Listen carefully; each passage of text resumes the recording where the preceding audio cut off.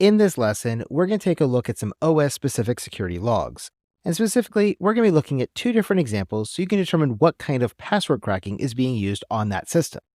Now, in this example, I'm going to create a very generic log that is not specific to any specific operating system like Windows, Mac, or Linux, but the concepts will be exactly the same. And on the exam, you'll see something like this as opposed to a Windows security log if you get a question about this concept.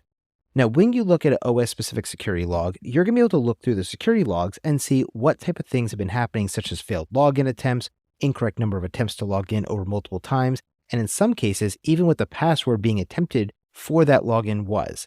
So that's what we're going to be looking at here, so we can determine two types of password cracking attempts and distinguish between them.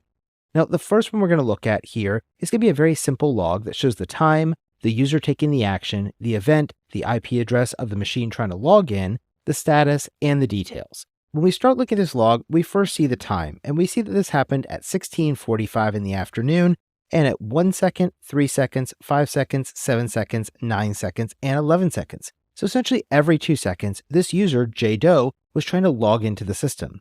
We see the event was a login attempt. We see where they were trying to log in from, in this case, 192.55.233.89, and the status of failed for all of them.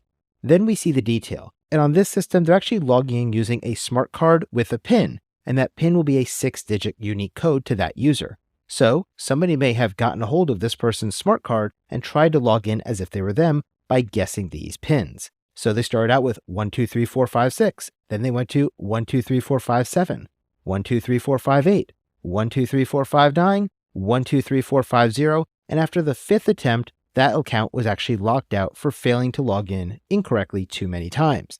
Also, we then generate an alert to the admin to let them know that this user, J. Doe, had their account locked because of this failed login attempt 5 times in a row. So, what are we seeing here based on these pins? What kind of a password cracking attempt do we think this is? Well, if you see this, they all were incrementing 1 each time, which is really a good indication of a brute force style attack. Another indication of a brute force style attack would be if you see a lot of numbers, letters, and symbols that just look very random, because that way the system is just generating things and throwing it at this password and trying to see if it can get in. That's the idea of using a brute force attack. Let's take a look at the second one.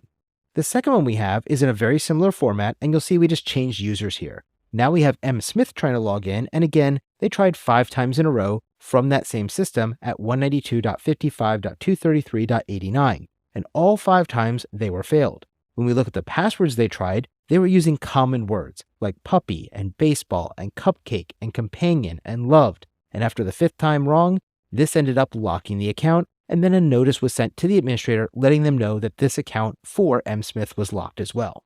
Now, based on this using common words, what kind of attack do you think this is?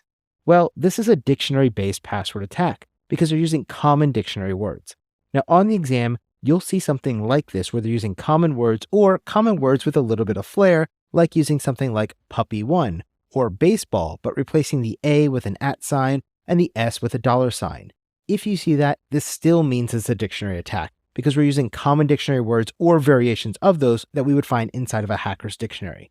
So keep that in mind as you're reviewing your security logs. Most of the time when you're dealing with a security log on the exam, it's going to be focused on passwords and password cracking, and whether you're using a dictionary-based attack or a brute force attack or some kind of hybrid of the two. But as I said, most of the time it is going to be a dictionary or a brute force attack, so keep that in mind for exam day.